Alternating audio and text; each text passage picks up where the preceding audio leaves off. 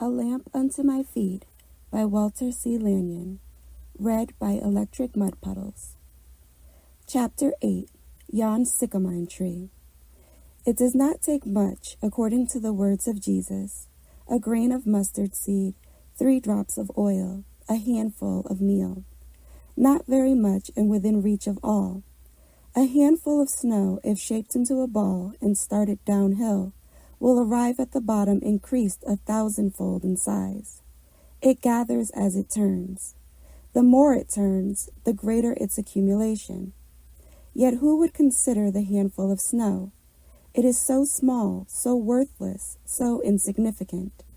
The mustard seed and the 3 drops of oil are also negligible quantities. Talk it over with the man in the street, and he brands it as worthless. Judge from appearances, and you are frozen into the hard, fast limitations.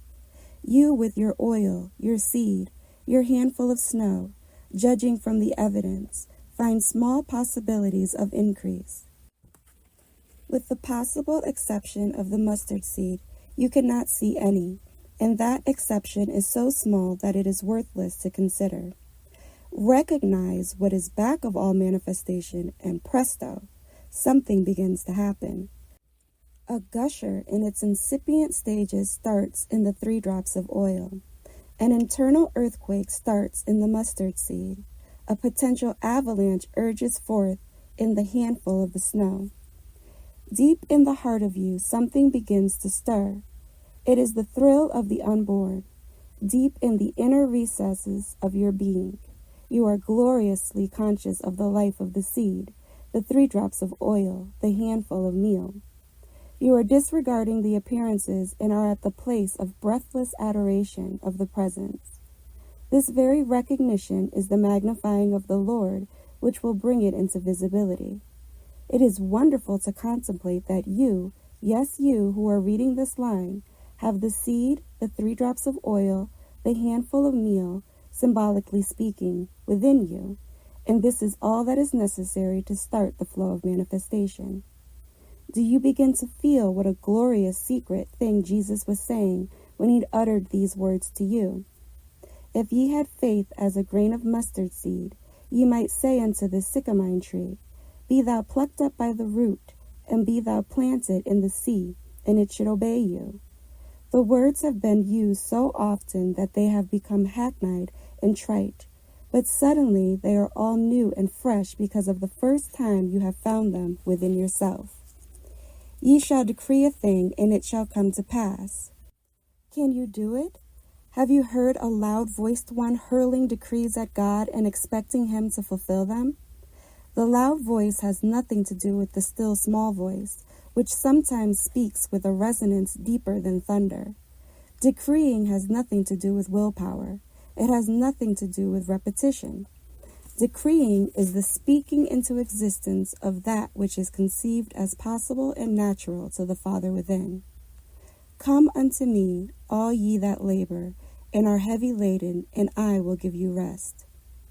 Not unless you have the faith or the acceptance or the willingness to move with God instead of against him, can you grasp the deep activity of the rest referred to.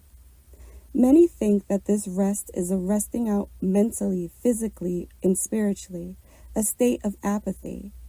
The rest of God is action, but it is not accompanied by fatigue.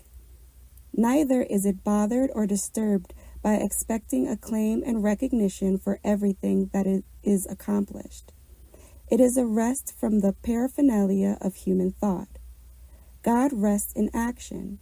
Action that has no ulterior motive other than the expression of joy.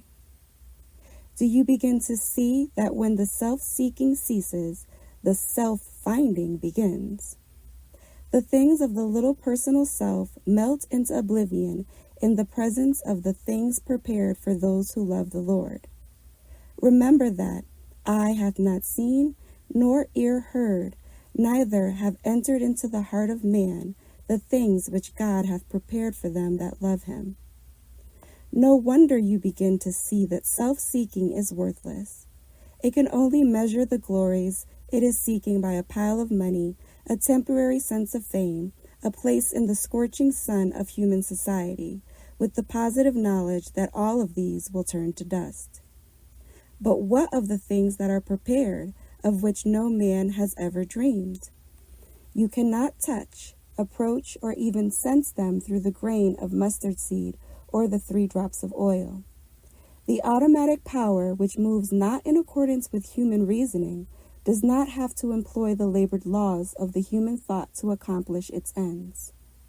Behold, the tabernacle of God is with men, and he will dwell with them, and they shall be his people, and God himself shall be with them, and be their God. Do you believe that? If you do, you will turn instantly from the appearances and accept your mustard seed and pluck up your sycamine tree and throw it into the sea of oblivion. It is wonderful what shall be revealed to you when you enter into this tabernacle, temple embodiment. Every spirit that confesseth not that Jesus Christ is come in the flesh is not of God. Note the present tense of the verb. Note also that unless you recognize the presence in something more than the imagination, you will never see and know the capacity that lies within the 3 drops of oil. So many people place God completely in the invisible and the inaudible. They forget the commands, "My sheep hear my voice," and "the mouth of the Lord hath spoken." It is wonderful when you begin to see that the temple, millions in one, of God is with men. You are the temple of the living God, and your body is the Word of God made flesh. When you begin to see this elaborate system of temples here, there, and everywhere, inanimate and animate, you can understand how the voice can speak to you from out the burning bush and from out the man lying in the gutter. It is wonderful to contemplate the temple of God being with men. When a man confesseth, just what takes place? He speaks the truth insofar as he understands it. He is not saying words hoping to make them so. He is speaking from the consciousness he has of them. Do you begin to understand more clearly what it is in the 3 drops of oil and the handful of meal? To recognize the presence even in the smallest thing is to instantly align yourself with the all-presence. When you begin to sense the temple of God is with men, you will also begin to understand why you know that the upper chamber is already prepared and how it is that I go before you and prepare the way. It is glorious to see this and to know that the power that walks in you and talks in you definitely knows where it is going and what it is to say. You do not walk yourself about, getting into all sorts of wrong streets, when you feel the power in the midst of you, walking and talking in you. The words that are spoken then are not yours, but are the words of the voice within, and are right and perfect. It is glorious, this recognition of the power. Ah, but you cannot walk if you stop to salute the man you pass on the highway of life. He will begin at once to give you instructions and directions and tell you all sorts of things about ways and means. Arise and go to your father, and my father, and our Father, and see what the Scriptures have to say unto these temples. Get your instructions from the Godhead.